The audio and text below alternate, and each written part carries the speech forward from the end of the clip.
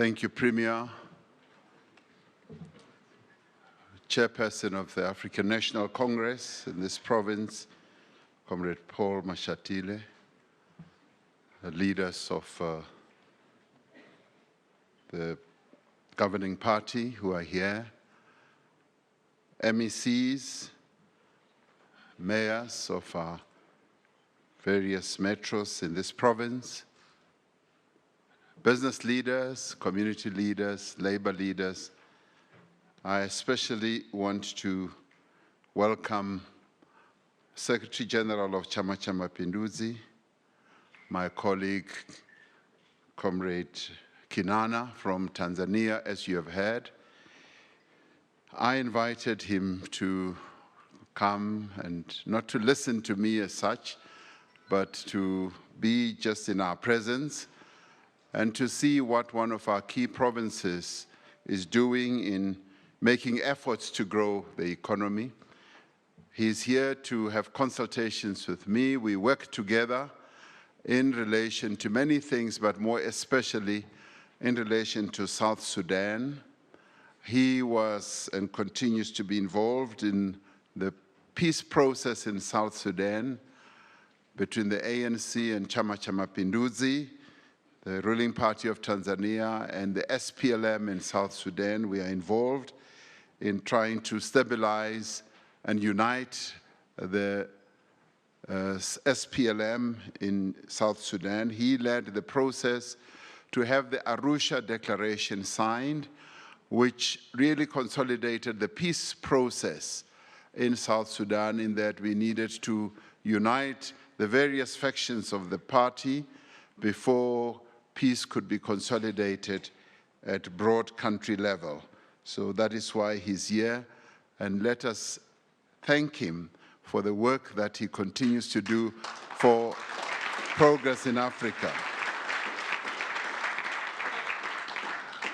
I'm sitting at a table, so you know who I've been sitting with.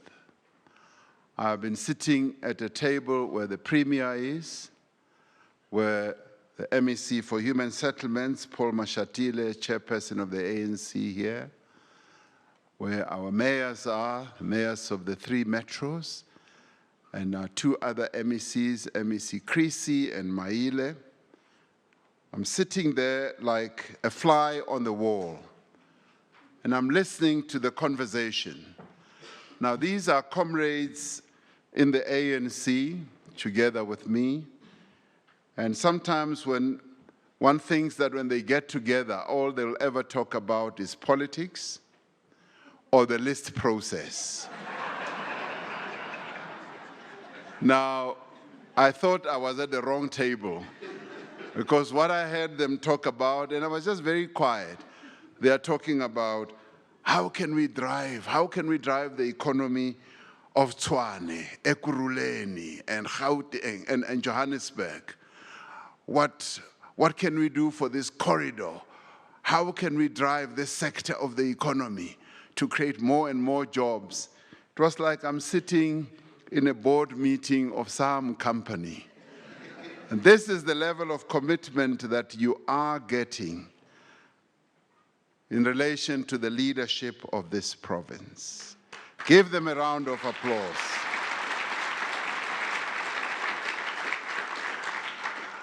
And it is truly an honor to have been asked to come here, not to come and talk about politics. Even this is the season when we should really be talking about politics, where I should be trying to win your votes and get every one of you to vote for the winning party.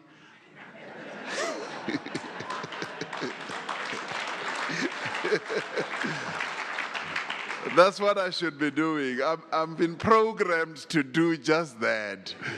Since we adjourned Parliament, the word was you're all programmed to go and campaign for a victory of the ANC.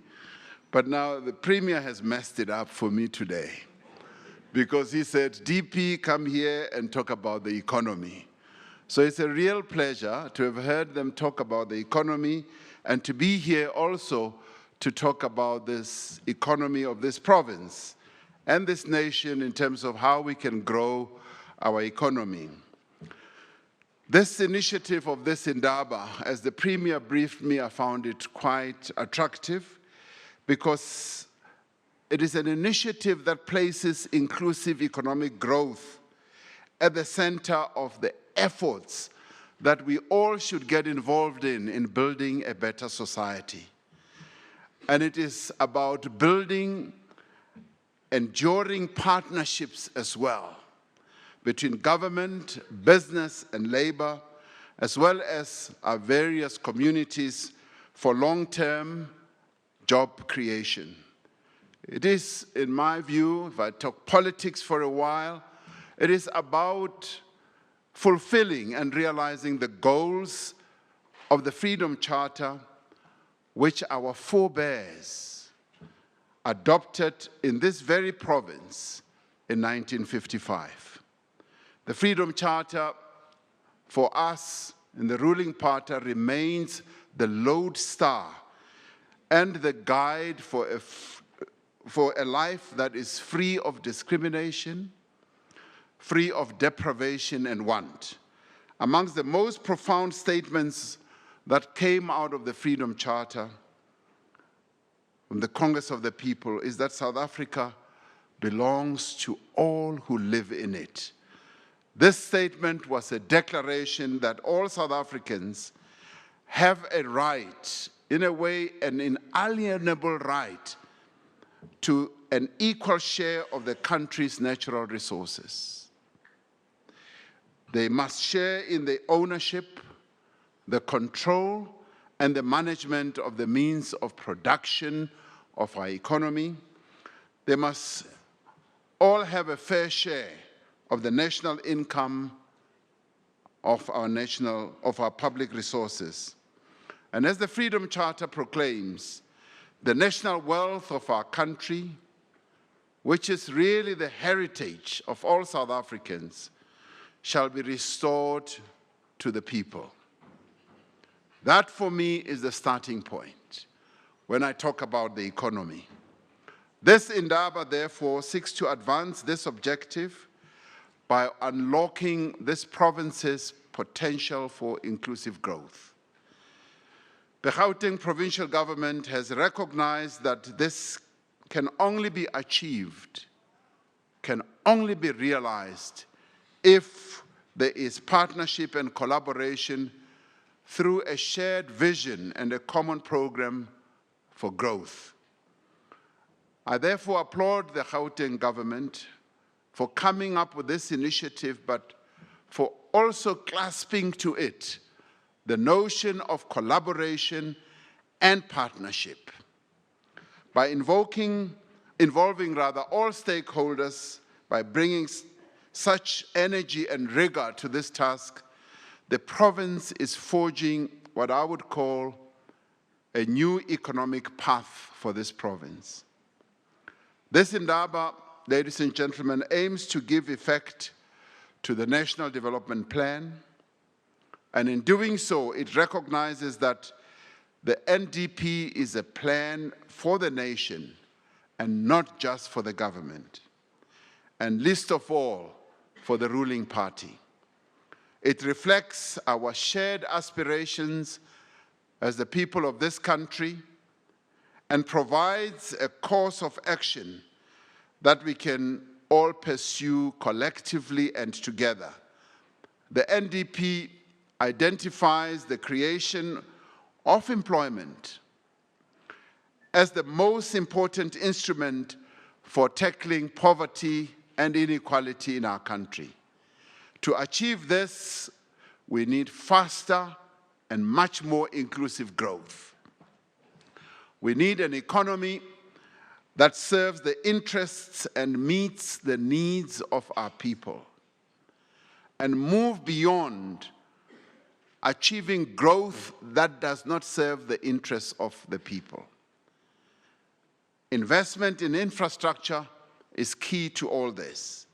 Today, we're in the midst of the largest infrastructure build program yet undertaken in the history of this country, and possibly in the history of this continent. We're investing in water, in energy, in transport, in logistics and information technology. And the residents of this province are live and active witnesses to the sea change that this province has gone through in relation to infrastructure development. We're investing in hospitals, in universities, in colleges, schools and clinics, on the social infrastructure build. I don't think the ANC government, both nationally and at provincial level, can ever be equaled by any other government this country has ever seen. None whatsoever. Not only does this investment create work opportunities and stimulate economic growth, it also reduces the cost of doing business and improves our capacity for faster growth. The NDP also calls for support to those economic sectors with great growth potential and which will create jobs in significant numbers. These are the very sectors that the Premier and the others sitting at that table were talking about. They're talking about sectors that need to be boosted, sectors that have the great potential of creating the most jobs, and that is now their focus. These sectors include mining, agriculture, manufacturing, tourism, and the green economy. Through measures like the Industrial Policy Action Plan, government is working to develop and diversify our country's economy's productive capacity. Government is committed to supporting domestic manufacturing and developing the country's supplier base. While it is essential that government creates a conducive environment for business, there is much that government can and is doing to provide direct support to key sectors. And this is the exciting part of this discussion or this equation. And I keep going to that conversation because I was not part of it. Because quite often when we talk about economic growth, we tend to look at one sector, one of the key stakeholders, and we say business. Business must grow the economy, they must create the jobs. The little conversation that I overheard at that table was government must play a key role in promoting the growth sectors of our economy. So government sitting at that table, both at provincial and at the metro level, sees its role, a changed role, a role of being the engine of instigating the growth of our economy. This, colleagues, must be welcomed, that the intellectual capacity that's sitting at that table has its head properly screwed on. Applaud them for that. Now, earlier we heard about the automotive industry, and building on the enormous success, the unbelievable success of the automotive sector. And we just heard at Cabinet and applauded that at VW in the Cape, our factory there, amongst 13 global factories in the world, has come up #1 in terms of its productivity and producing quality cars. Now, that begins to tell you that this automotive industry that we are talking about, this automotive industry that is resident here, that belongs to Gauteng as well, is an automotive industry that is a great resource to continue propelling the economy of this province. And government is looking at establishing more manufacturing hubs and pumping through incentives, programs to various other sectors. We have seen how when government supports a particular sector of the economy, the automotive one is proof of that, this country can really start to pump and emerge as one amongst the top in the world. This is the strength of the South African people, the strength of our economy, and the capability of this country as a whole. Alongside this work, we have undertaken an intensive campaign to massively expand local procurement. A number of you are probably business people, and it is in the local procurement where we are saying we want locally made goods that you will find space, you will find opportunities to progress. It is not only Saudi at the SABC who is talking about local this, local that. We are also talking about local made goods. Initiatives like Local Procurement Accord provide a platform for social partners. I see you love Saudi's movies, I can see that. Government departments and state-owned enterprises are implementing the Buy Local campaign for specific designated goods. The other program that is a major one, in which we're pumping a lot of money, is the Black Industrialist Program, which is being introduced to unlock the potential of Black entrepreneurs and contribute to the reindustrialization of our economy.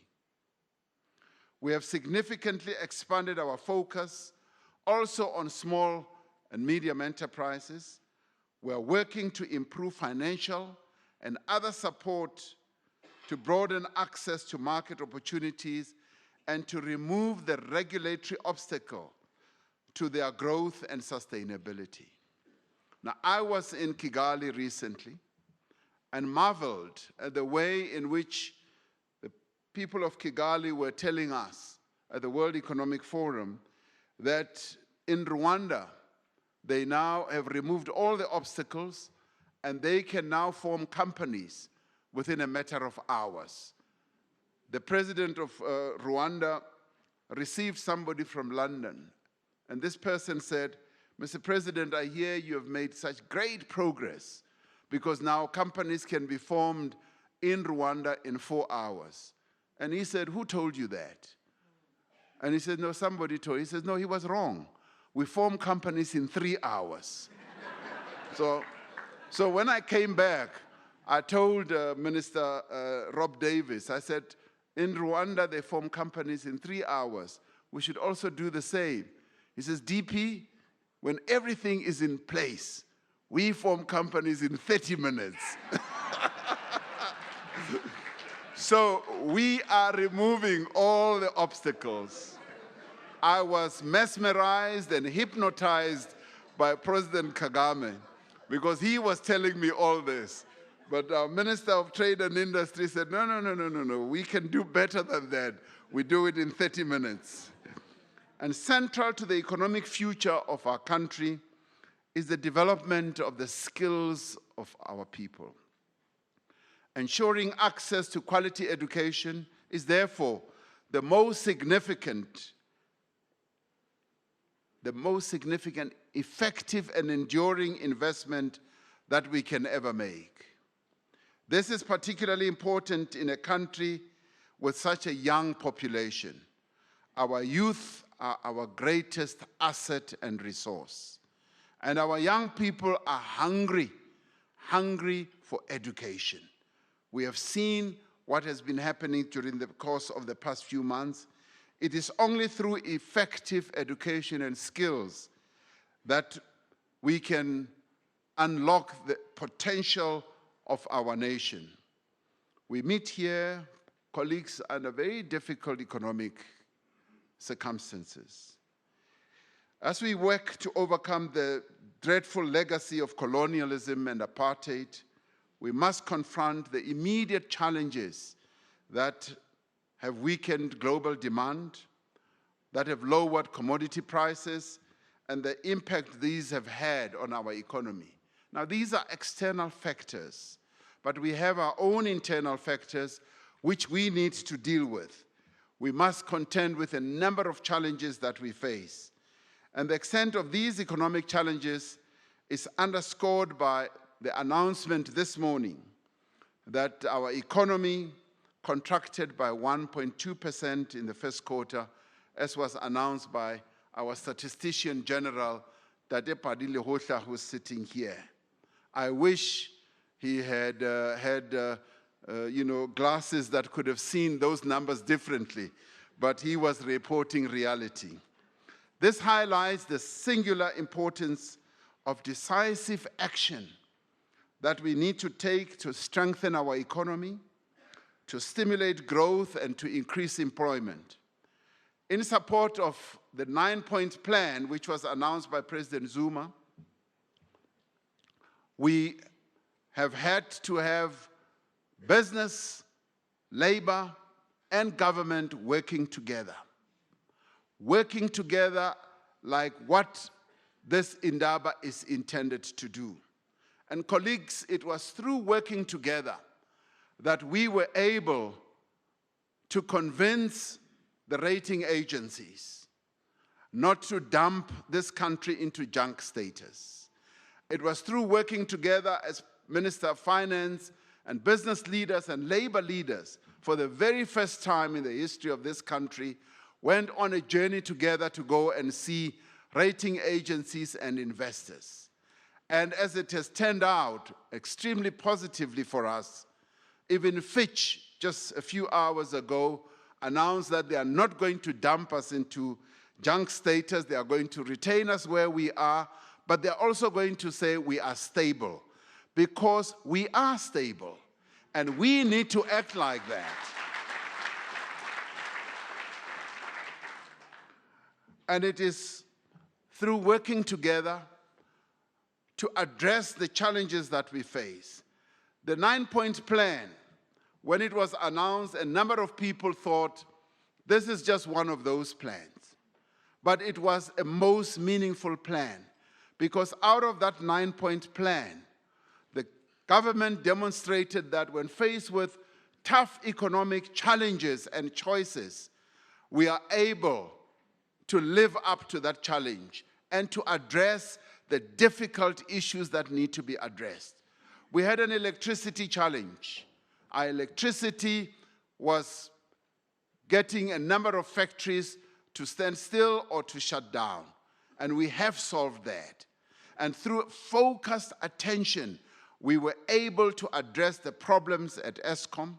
And as part of that 9-point plan, we started looking more introspectively at the agricultural sector, particularly with agro-processing.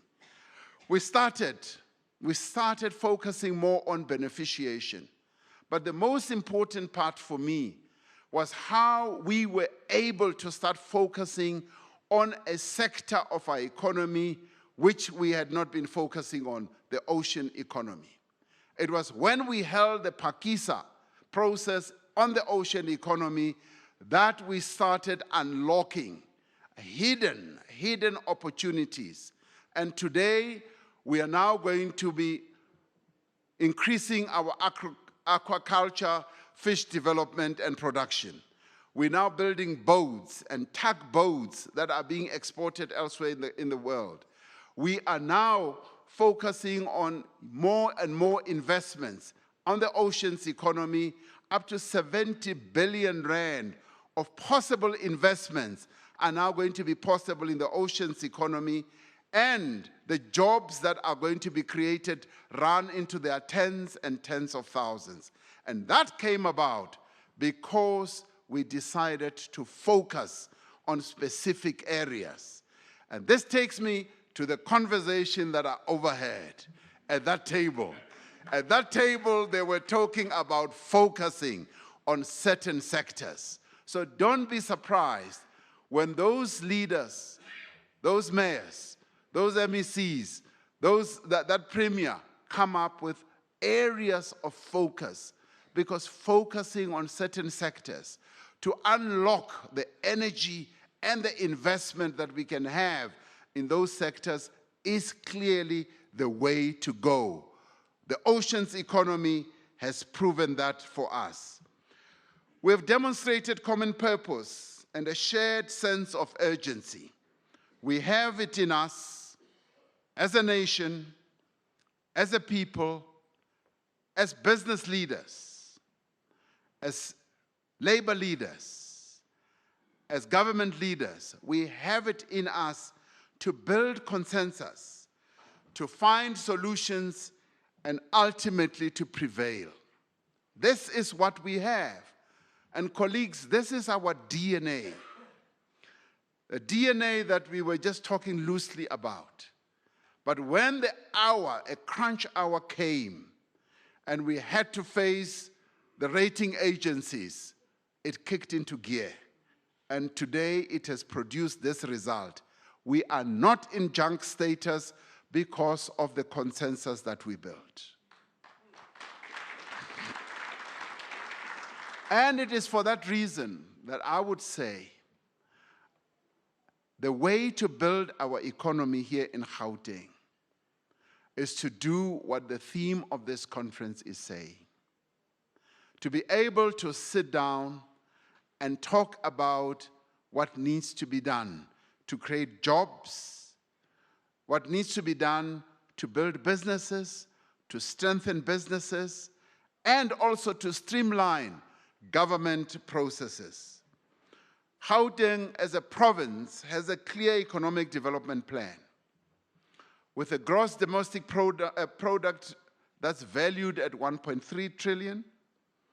Gauteng generates over 34% of South Africa's GDP.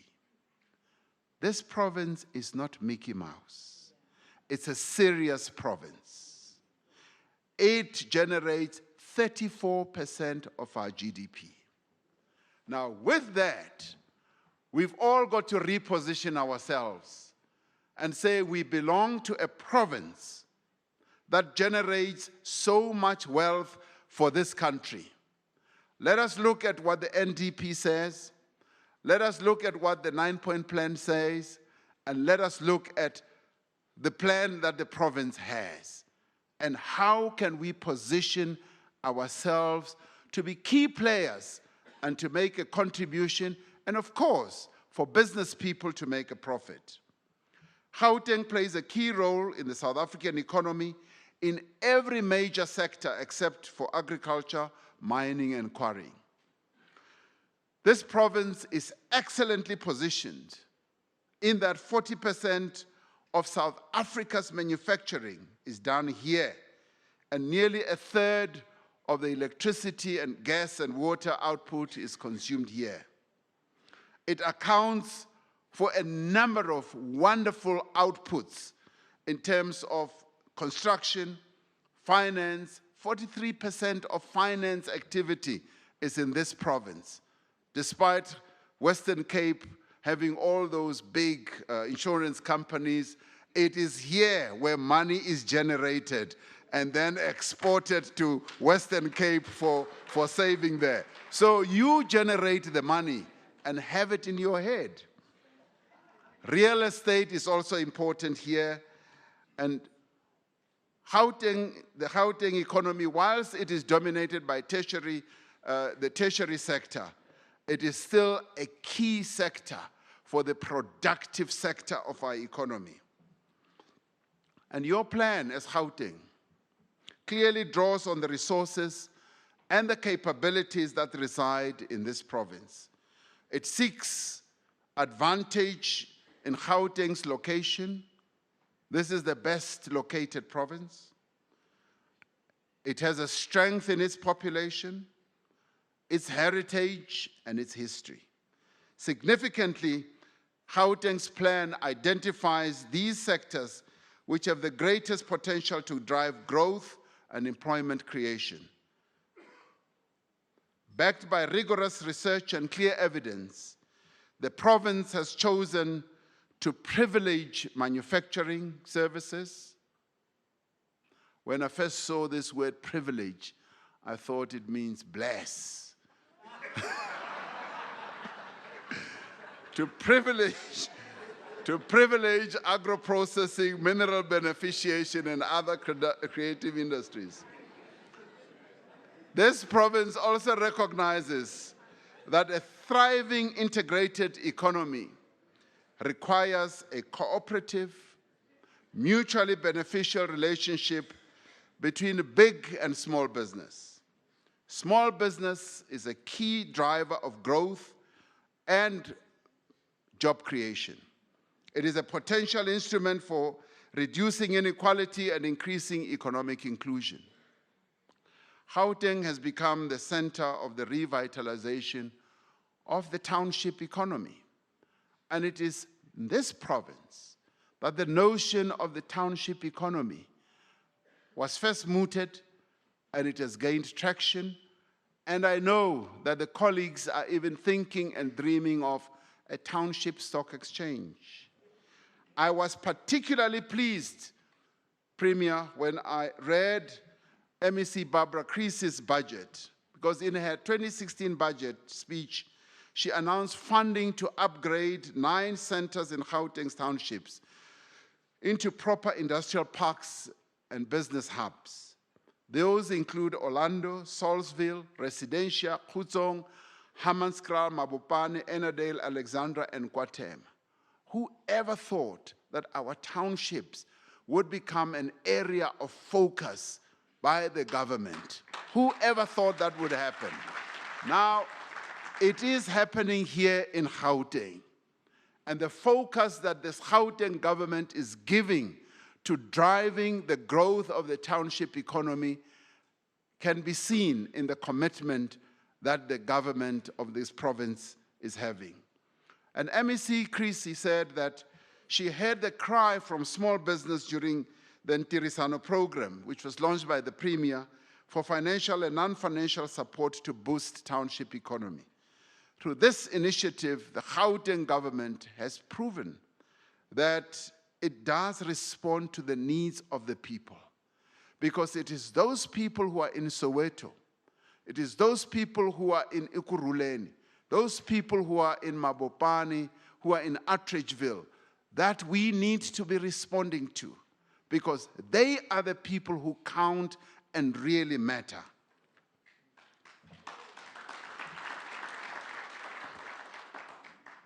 Established business also has an important role to play. And I'm glad to see that there are quite a number of people from larger businesses and established business, because they provide economies of scale, they provide access to markets, a wealth of expertise, and the ability to mobilize capital. It has both a responsibility that is big business to support the development of emerging small businesses through procurement activities and opportunities, and to access finance, skills development, and to support them, to nurture them so that they too can grow. Gauteng is unique in that it is home within a relatively small area to huge metros which the Premier at the rally on Saturday called the corridors of growth. And it was pleasing to hear the Premier talk about the corridors of growth at a political rally where he was campaigning for votes. And he said, we've got corridors of growth. And this, for me, demonstrated the seriousness and the sincerity of turning Gauteng into a real hub of growth. And Johannesburg is a hub of financial and ICT. Ekurhuleni is a metro where the manufacturing hub of the province is. Tshwane is a hub of the automotive sector. And this provides the basis for differentiated but complementary economic development trajectories. Gauteng is also the beneficiary of significant inward migration. While this places substantial strain on the province's social infrastructure as well as services, it does mean that the province has a young and enthusiastic and growing workforce. The density of the population, while it can present social challenges, lends itself to greater innovation and productivity. And it is indeed when one is faced with challenges like these, Premier, when one is faced with great difficulties like these, of having so many people coming into Gauteng, that the innovative juices, the innovative talent does serve to the top. This is when we need to be more creative. This is when we need to find more solutions of how to deal with it. The NDB talks about how we can, on a special basis, reconfigure the contours of our country. And indeed, in Gauteng's case, it is how we can reconfigure the special contours of our province. Presents a challenge, but also presents great opportunity and great hope for a better outcome. This underscores the province's emphasis of the integration of economic opportunities, the transport corridors, the human settlements that the province is grappling with. As we meet at this Indaba, we must pay particular attention to the challenge of youth unemployment. Until the young people of Gauteng are able to acquire skills and find employment, the economic potential of this great city region will remain unfulfilled. Our challenge is not only to help young people to find jobs, but also to support those who want to create those jobs. We must harness young people's ingenuity.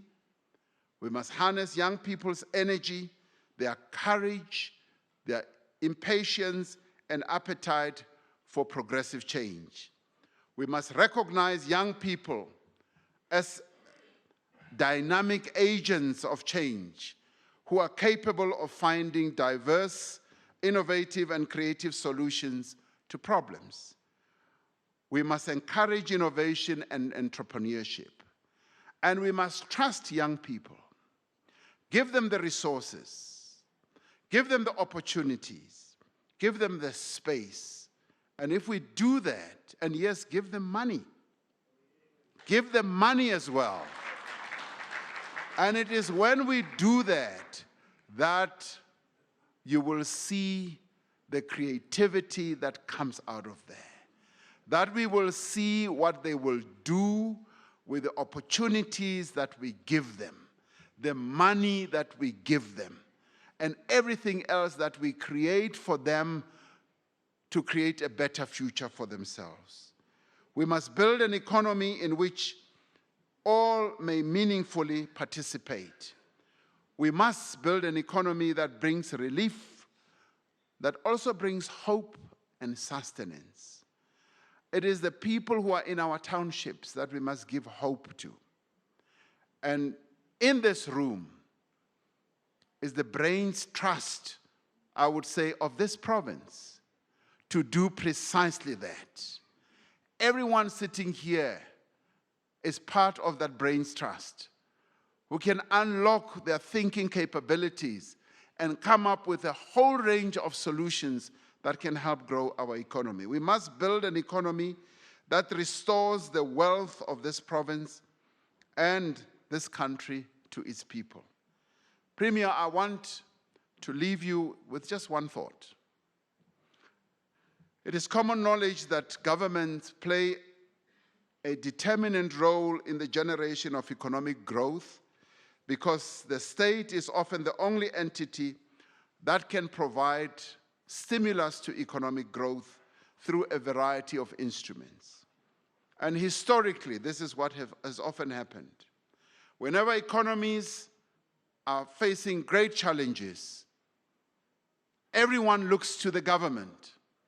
Everyone looks to the state to provide the stimulus to grow the economy. And the same obtains today, both at national, provincial, and as well as at local level. I was particularly pleased one day when I went to Tshwane, and I heard about this campaign that the mayor had started of, was it 10,000 something, 10,000 something? Tsepo 10,000. Now, initially when I heard about this, I said, it's one of those. And as I went through Soshanguve and met young people who were part of this 10,000, Tsepo 10,000 initiative, young people who were filled with hope, young people who were filled with enthusiasm. Many of them were not yet part of this Tsepo 10,000, but they were hopeful. A few of them were already participating, and others were being considered. They were about to participate. Others were still on the outside, and that created a vibe, that created hope, that generated a great feeling amongst those young people.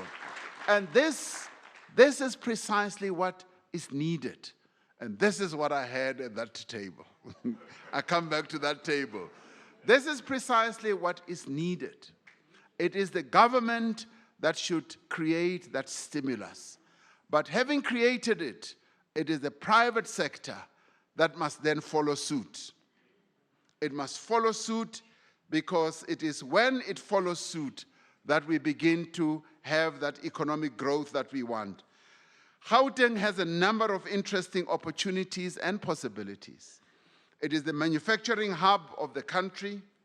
There are great opportunities for upgrading the contribution of manufacturing to the GDP of Gauteng beyond 16 to 25%.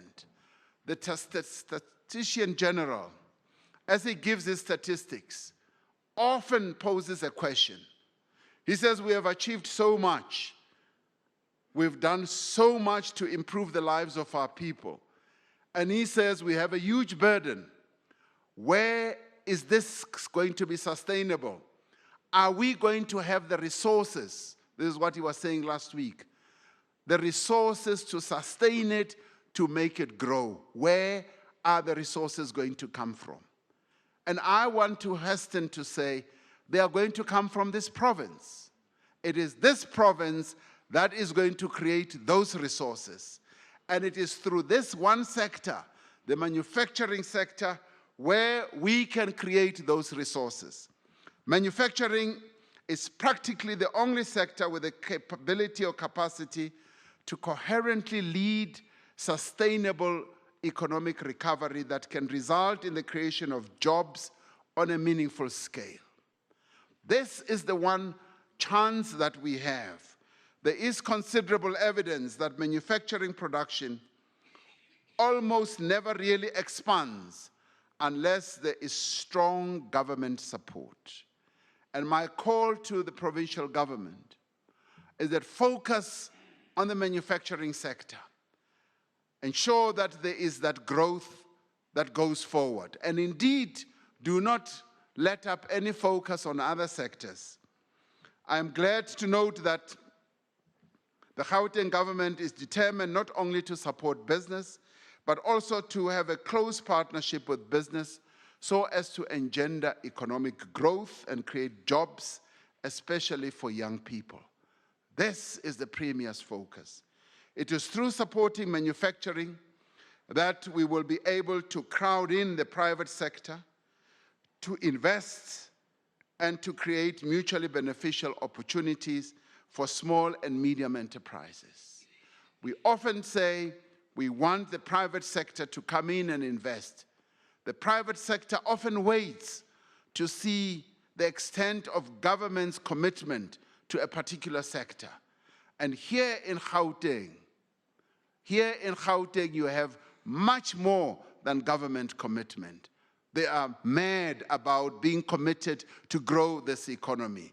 So as the private sector, you must follow suit because these guys are focusing on various sectors and they want to grow this economy.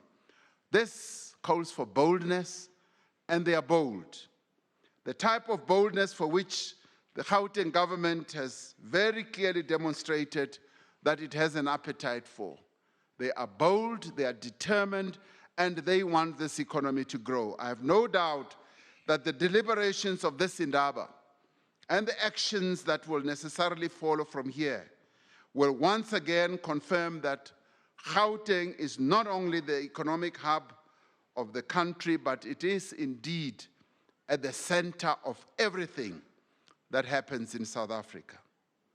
Gauteng, therefore, carries the future of South Africa on its shoulders. Whether you like it or not, when you are in Gauteng, just know that this province is not only special, but it carries the future of this country on its shoulders. Gauteng, therefore, dare not fail. And I want to end, as I was traveling here, I thought about this province and wrote a little poem about this wonderful province. Gauteng, Gauteng. The province of my home. You have always occupied a special and welcoming place in the hearts and lives of many South Africans. You continue to welcome everyone from far and afield. Many have crafted their dreams and their lives around you.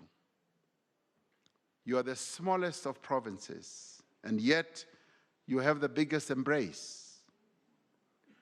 Many continue to come to you. They find shelter, they find hope, they find homes, they find comfort, wealth, and health. They also find hopelessness, poverty, inequality, and unemployment. You also shatter some dreams. But you can offer more to all. You are stronger than you appear. You are more than the sum of your parts. Lift your arms and embrace all, and inject progress in the sinews and the lives of the people of this province. Root out poverty and inequality. Create jobs. Be my Gauteng. Be our Gauteng. Be our golden hope. Rise, Gauteng, rise. Thank you very much.